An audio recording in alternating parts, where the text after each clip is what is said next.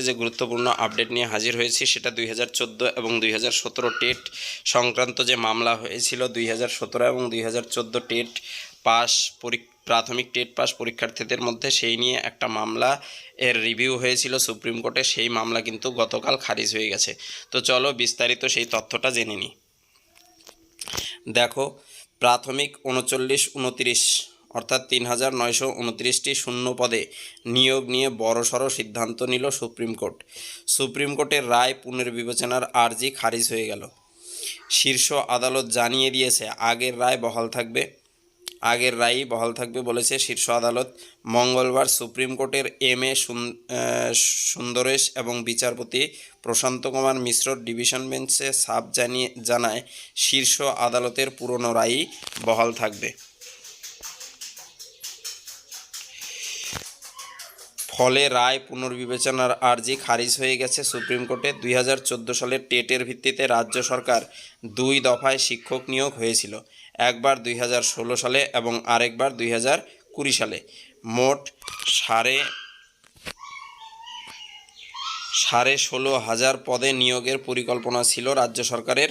দ্বিতীয়বার নিয়োগের ক্ষেত্রে 2020 সালের নিয়োগ প্রক্রিয়া শেষ হওয়ার পর দেখা যায় তখনও 3,929টি শূন্যপদ রয়ে গেছে। সেগুলিকে ঘিরেই শুরু হয় জটিলতা।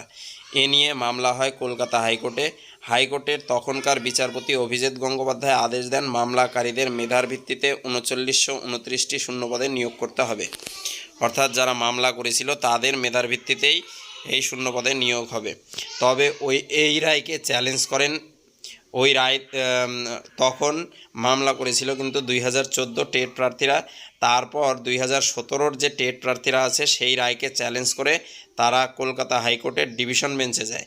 তাদের দাবি ছিল 2020 সালের নিয়োগ শেষ হয়ে গেছে, নতুন করে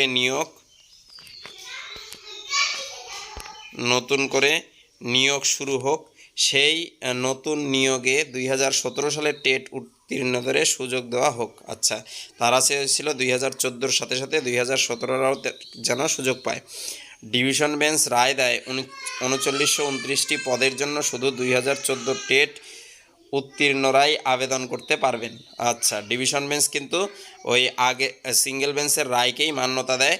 তারপর কি করে 2017 টেট উত্তীর্ণরা এই